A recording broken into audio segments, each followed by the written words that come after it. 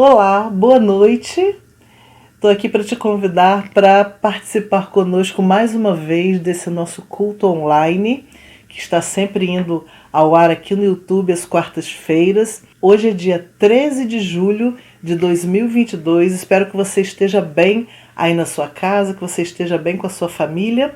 E quero te convidar para já dar prosseguimento a esse culto, lendo um texto bíblico muito interessante que fala muito aos nossos corações. Vamos ler juntos. Não estejais inquietos por coisa alguma. Antes, as vossas petições sejam em tudo conhecidas diante de Deus, pela oração e súplica, com ação de graças. E a paz de Deus, que excede todo o entendimento, guardará os vossos corações e os vossos pensamentos em Cristo Jesus. Esse texto bíblico tem a receita. É muito simples. Você está inquieto, está preocupado?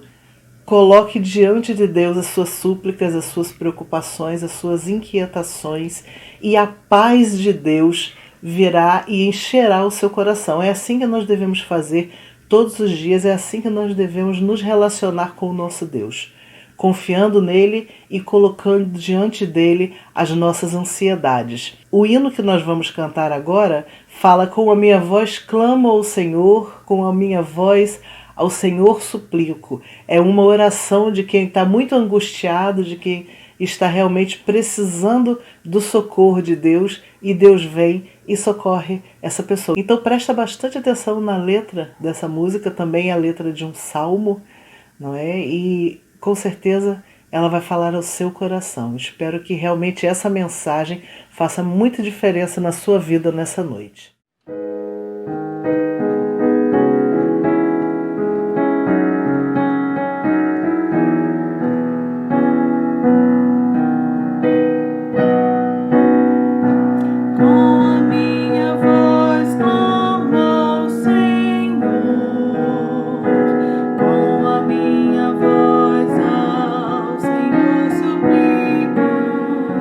Diante dele a queixar-me eu estou.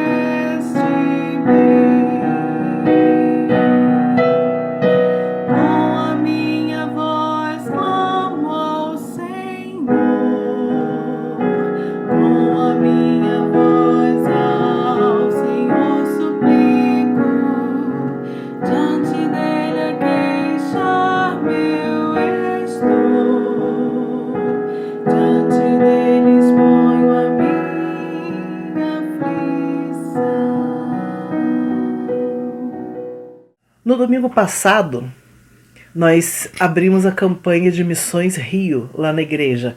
Se você esteve conosco ou acompanhou pela internet o culto, você sabe disso. E nós estamos, então, dando esse foco principal a missões dentro da nossa cidade.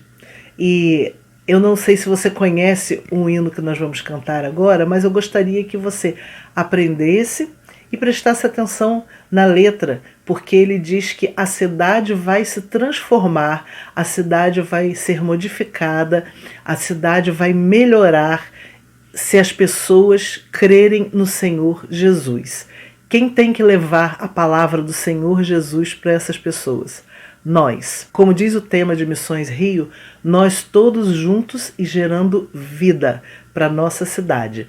Então, mais tarde, no final do culto, nós vamos cantar o hino oficial. Mas, por enquanto, eu quero que você preste bastante atenção na letra desse hino que está no nosso HCC. Nem sempre ele é cantado, mas a letra é ótima exatamente para esse momento. Faça desse hino também a sua oração pela nossa cidade, pelo nosso Rio de Janeiro, que precisa tanto de Jesus.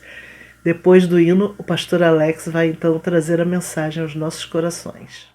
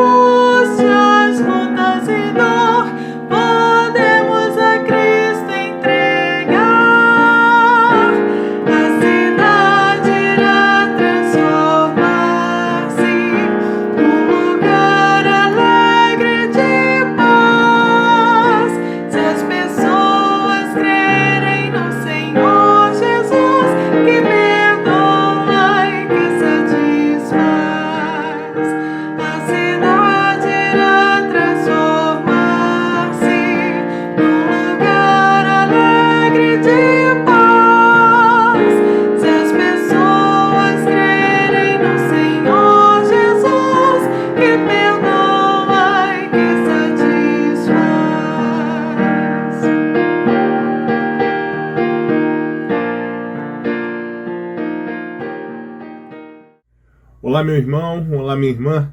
Saúde a todos com a graça e a paz do nosso Senhor Jesus Cristo, amém? É um prazer estar com você aí nesse momento diferente, nesse momento que talvez você esteja me assistindo na própria quarta, na segunda, na terça, no sábado, no domingo. Independente disso, estamos unidos, gerando vidas.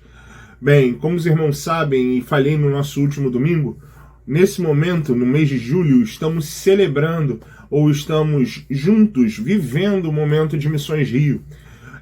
Como os irmãos sabem, e eu sempre costumo dizer, Missões Rio é algo muito especial para nós, porque é algo muito próximo de nós. A Terra é o planeta onde vivemos. A Terra é a habitação da nossa raça como raça humana. A Terra é onde existem diversos povos, nações. O Brasil é justamente o lugar da nossa nação, o lugar da nossa origem, o lugar onde nós temos a língua semelhante a todas as pessoas que vivem no nosso país. Mas o Rio de Janeiro é a nossa casa. O Rio de Janeiro é o lugar, ou é a cidade, onde aqueles que nós amamos, aqueles que estão próximos de nós, estão vivendo. O Rio de Janeiro é o nosso campo pessoal, é como eu gosto de brincar e gosto de falar, o Rio de Janeiro é o nosso quintal de casa. Então, Missões Rio é algo muito importante para nós. Falar sobre Missões Rio ou pregar a Missões Rio tem a ver com a minha vida como missionário, tem a ver com a sua vida como missionária. E aí esse tema que a Convenção Batista Carioca e a Junta de Missões Rio traz para nós, que é Unidos Gerando Vida, é algo que precisa ressoar nos nossos corações, não só agora no mês de julho, mas também daqui em diante. Ou se já não ressoava, na verdade. E não teria como trabalhar outro tema, não teria como não falar sobre esse tema, e eu acho isso muito interessante. No domingo falei com os irmãos como unidos nós precisamos gerar vidas novas, nós precisamos gerar vidas além de nós mesmos, e nós precisamos gerar vidas em todos os lugares. É muito importante entender, irmãos, que a comunhão é algo fundamental para a movimentação da igreja e do evangelho. Só que o tema que nós vamos trabalhar, o tema a perspectiva, ou na verdade o prisma que nós vamos trabalhar dentro do tema da nossa campanha, nem se encontra no texto base de Atos 4, que fala sobre comunhão, principalmente sobre a comunhão que a igreja vivia. Mas hoje nós vamos falar um pouco sobre como o evangelho ele tem essa possibilidade de transformar as vidas das pessoas. Ele transformou a minha vida, ele transformou a sua vida, e com certeza ele ainda tem muitas vidas a serem geradas, muitas vidas a serem transformadas. E o texto que nós vamos estudar, ele se encontra no capítulo 16 do livro de Atos. Nós vamos estudar 3 momentos específicos, ou na verdade, nós vamos trazer uma perspectiva um pouco diferente aqui, quase como se fosse uma aula missionária, né, sobre 3 aspectos diferentes, ou 3 figuras diferentes que nós podemos encontrar em campo. E o quanto isso precisa, na verdade, nos encorajar, o quanto isso precisa nos atentar para alguns pontos específicos, e o quanto isso serve de exemplo para nós. Na semana passada, falei com os irmãos como a Bíblia Sagrada, como a revelação de Deus para as nossas vidas, ela é completa. E ela, mesmo sendo escrita há tanto tempo atrás, ainda tem tanto para nos ensinar, e ainda tem tantos exemplos para a minha vida e para a sua vida. E o texto de Atos 16 é um texto muito interessante, que possivelmente é conhecido pelos irmãos, que é a viagem missionária de Paulo e Silas à cidade de Filipos, à região de Filipos. Nós sabemos, e o texto vai dizer logo no início, sobre o sonho que o apóstolo Paulo tem de um homem macedônio chamando, pedindo socorro e ajuda. E é justamente sobre esse texto, ou na verdade é justamente sobre essa viagem específica, que nós vamos ver a ação do evangelho na vida do apóstolo Paulo e na vida de Silas e dos outros discípulos que estavam ali junto com ele, mas sendo movida, ou sendo na verdade realizada na vida de 3 pessoas diferentes, que eu acho que podem nos ensinar muito, ou podem nos trazer uma boa perspectiva de como é a ação através do campo missionário. O primeiro delas, a primeira personagem que nós vamos trazer aqui, ela se encontra lá no capítulo 16, do verso 14 e o verso 15.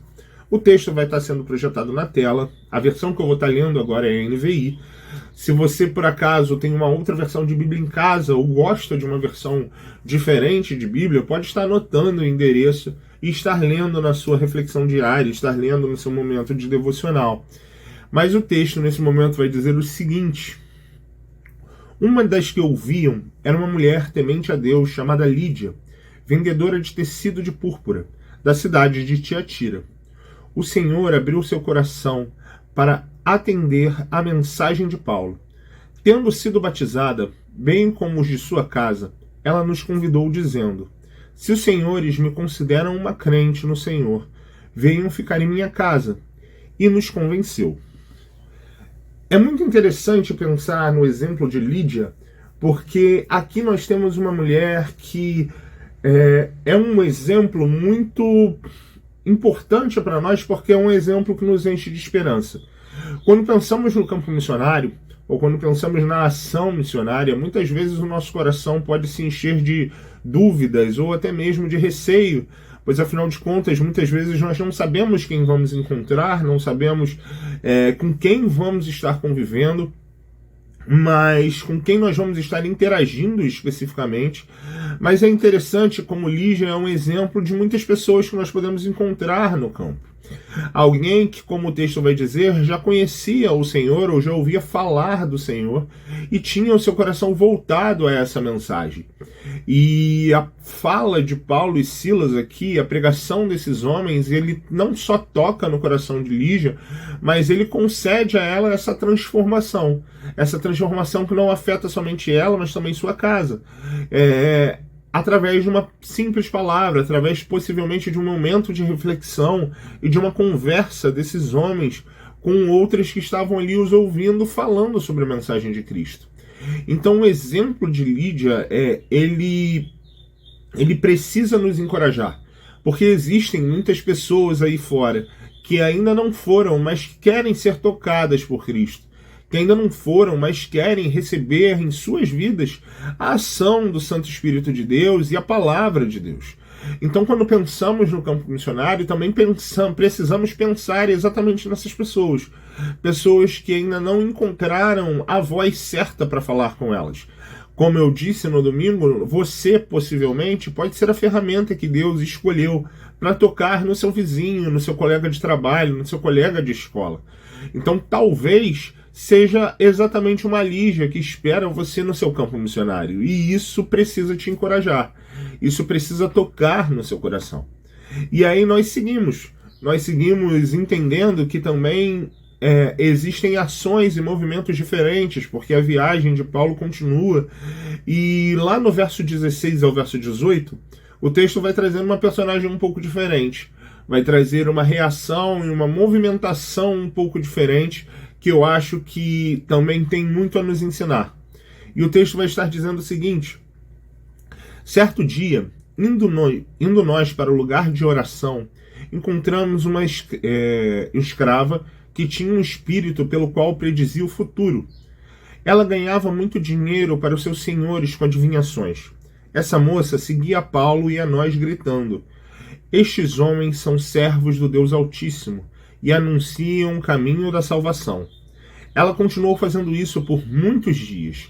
Finalmente, Paulo ficou indignado, voltou-se e disse ao espírito: em nome de Jesus Cristo, eu ordeno que saia dela. No mesmo instante, o espírito a deixou. Aqui a gente vai ter, irmãos, um exemplo que pode gerar para alguns um receio e, na verdade, até um texto que gera para nós algumas dúvidas. Então vamos por partes.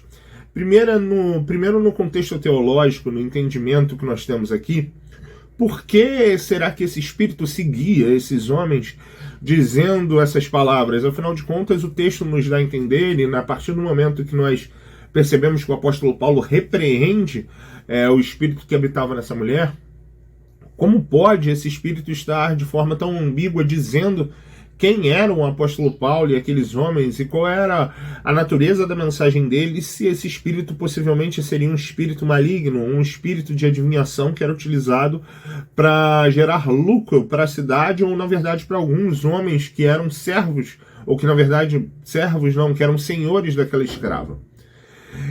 Nós podemos entender e compreender, principalmente ali no texto do encontro de Jesus com o Gadareno, ou com aquele homem que se declara como uma legião, que os espíritos malignos sabem quem são aqueles que pertencem ao Senhor, sabem até mesmo quem era o próprio Jesus. E eles entendem isso. O texto vai dizer que eles chegam até mesmo a estremecer. Porém, eles não têm o coração voltado ao Senhor, eles não têm o coração... eles não têm as suas mentes ou seus espíritos voltados a ele, e sim voltados à rebeldia. Apesar do entendimento da sua condenação, a ação deles é uma ação de caos. E a movimentação desse espírito, ele servia para nada mais, nada menos do que perturbar a ação dos discípulos ali. Pois, como os irmãos sabem, como alguns de nós já falamos em alguns momentos, a movimentação das viagens missionárias naquele momento específico era muito séria e muito difícil, porque o evangelho não era uma ideia bem recebida, principalmente pelo Império Romano, a partir do momento do entendimento que o imperador romano era considerado Deus e o Filho de Deus, ou o Deus encarnado. E como poderiam alguns homens estar falando sobre esse outro Deus encarnado, ou sobre esse Filho de Deus que salvou o mundo, e que esse homem não era César? Então, esse espírito, na verdade, provocava ali os discípulos e tentava fazer essa movimentação para que eles pudessem ser, na verdade, até mesmo perseguidos ou algo do gênero. E a gente consegue entender ali que não era, ou na verdade a gente consegue deixar muito claro, e o texto nos deixa muito claro, que não era a vontade dessa menina que fazia e realizava todas essas coisas. E que ela se encontrava aprisionada por esse espírito maligno que servia, né, como um instrumento de corrupção, não só da vida dela, mas daqueles homens que se utilizavam dela para ganhar algum tipo de recurso. E esse tipo de exemplo, quando nós pensamos no campo missionário, e aí agora voltados para a nossa ideia da nossa mensagem aqui, para a ideia da nossa conversa, ele pode parecer um pouco assustador para alguns de nós. Ele pode parecer até mesmo algo que nos causa medo e nos causa muitas vezes o receio de irmos ao campo missionário, pois nós não sabemos quem nós vamos encontrar. Nós não sabemos quais são as situações que podem acontecer. Só que um ponto que é importante para nós como pequenos cristos, ou um ponto que é importante para nós como aqueles que levam a mensagem do Senhor, é que nós precisamos, irmãos, ter confiança na autoridade do nome de Jesus.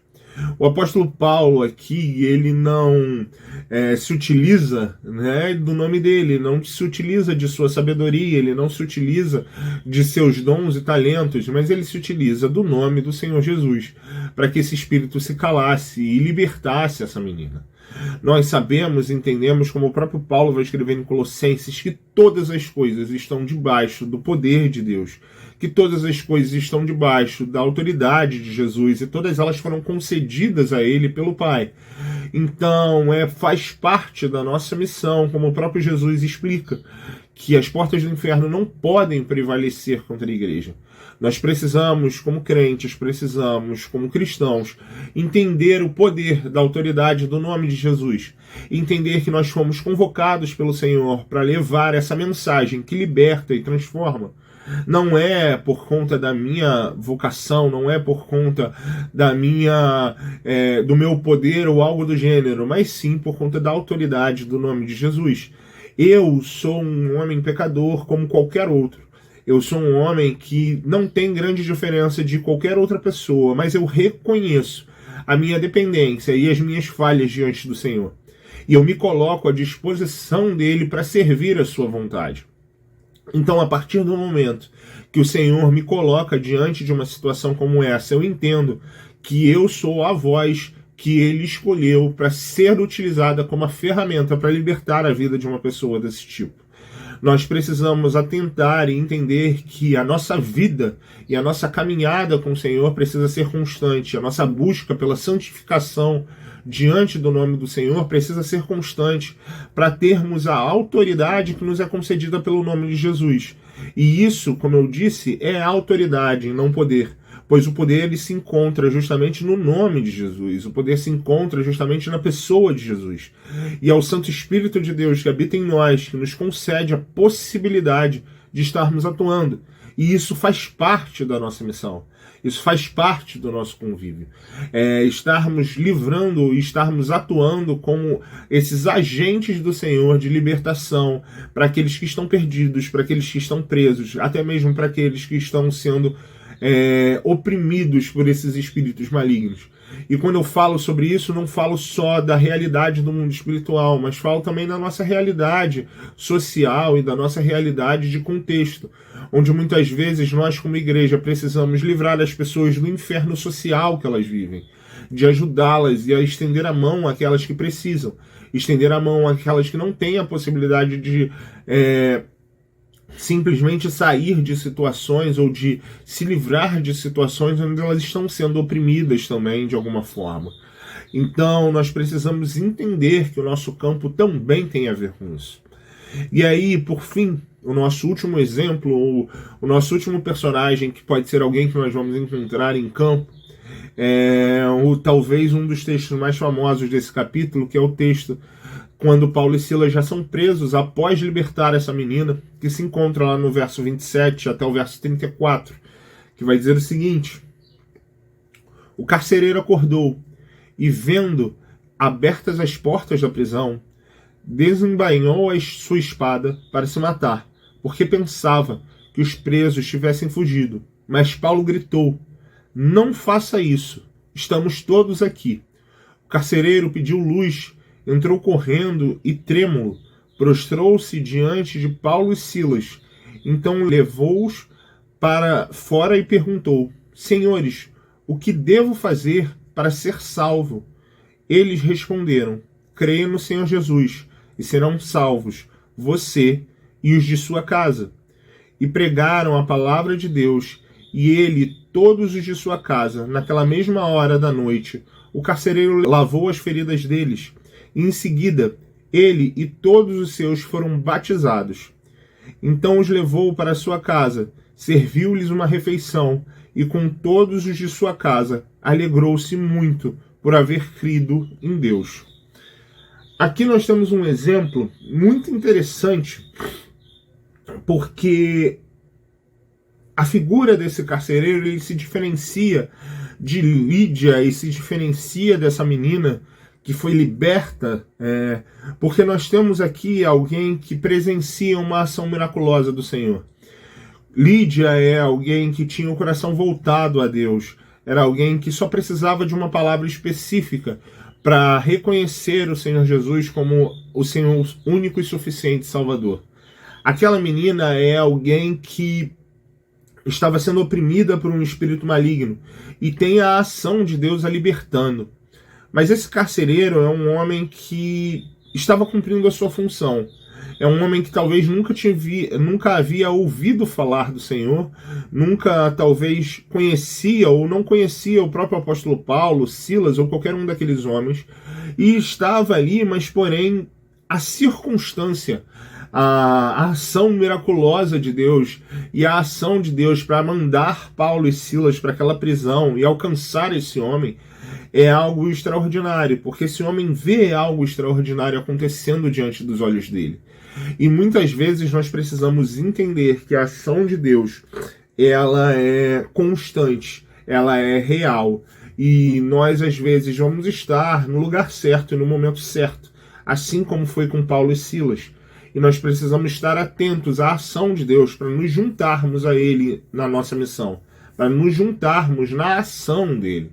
Pois foi através da ação miraculosa de Deus que Paulo e Silas não só pregam para esse homem, mas para toda a sua família.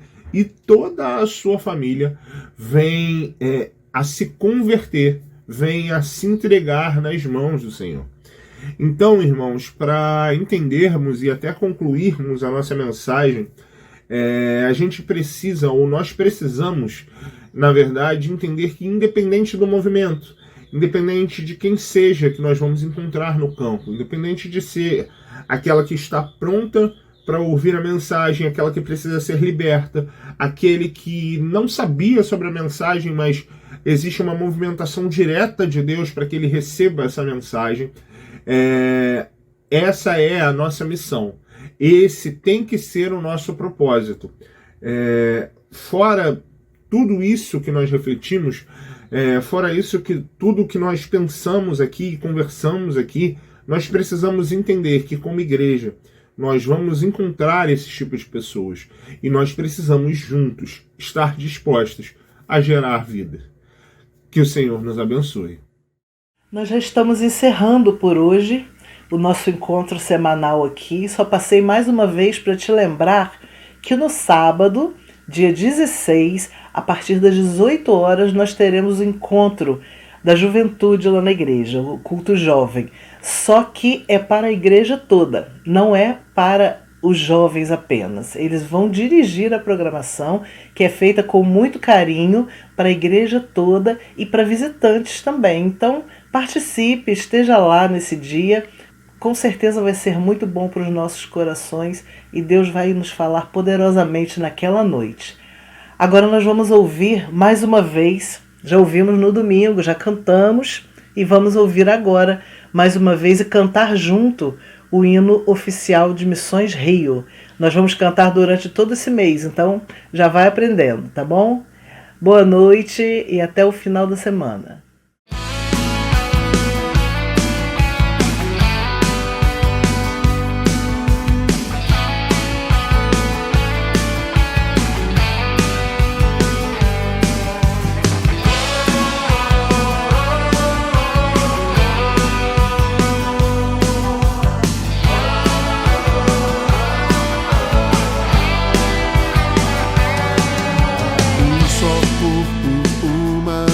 A mesma fé, somos o teu povo.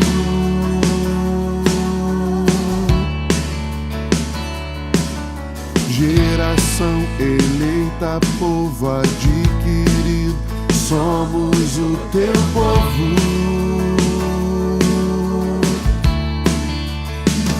Se na adversidade nos unirmos, geraremos uma aliança imutável, inquebrável. De mãos dadas mostraremos que o que nos mantém unidos é o chamado, o propósito, a missão. Juntos, todos juntos, vamos avançar sem desanimar. Juntos, sempre juntos, o reino proclamar, o amor anunciar, vidas transformar.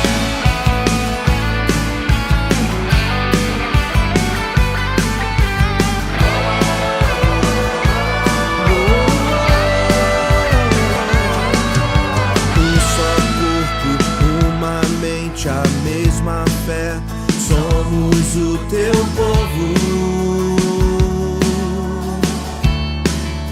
Oh, geração eleita, povo adquirido, somos o teu povo. Se na adversidade nos unirmos, geraremos uma aliança imutável, inquebrável. De mãos dadas mostraremos que o que nos mantém unidos é o chamado, o propósito, a missão. Juntos, todos juntos, vamos avançar sem desanimar.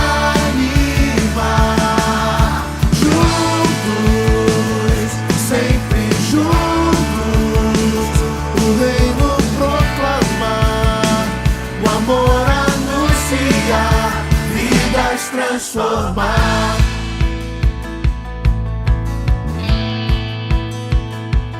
Juntos, juntos,